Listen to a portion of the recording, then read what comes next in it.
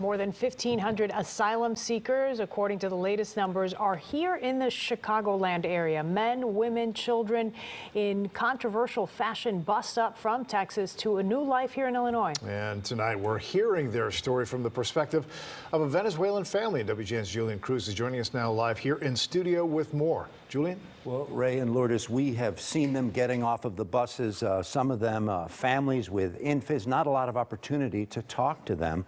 Most of the migrants we've seen here in Chicago also speaking very little English, too busy surviving and adjusting to life in Chicago to tell their story. But tonight we learn more about the new arrivals, their story told through the eyes of Xavier Linares. I give thanks to God for all the people that have helped us. Xavier Linares, filled with emotion, thinking about the kindness Chicagoans have shown with the unplanned arrival of migrants from Texas. Linares and his family among the few flown up by private agencies after a harrowing journey through jungles and deserts, leaving their homeland behind. The moment arrives where there isn't any food, Linares says, unable to buy milk or bread to feed his son Matthias, with communist Venezuela in free fall, a failed state by many estimations. Linares facing the stark reality. Venezuela is very difficult, he says. You're not going to have a future for your kids, no way to find economic stability. So with no viable options, Linares tragically leaving loved ones behind.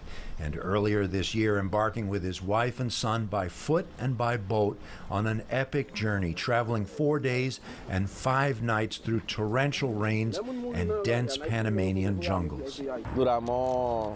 We endured 5 days and 4 nights in the steaming hot jungle, he recalls, and we slept under a tarp. The family somehow surviving the ordeal, reaching the Mexican border, where they were able to enter an asylum request with U.S. immigration authorities.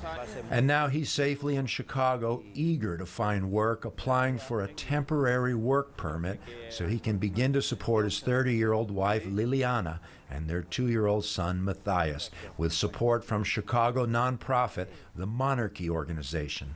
I don't have anything, the 37-year-old Venezuelan says, but I have a lot, with a lot of strength and desire to move ahead, working and studying.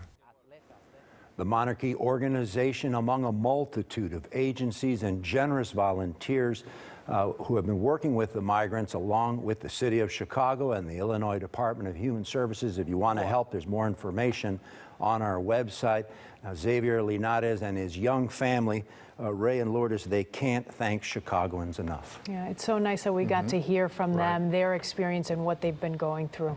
Okay, Julian, thank you. Thanks.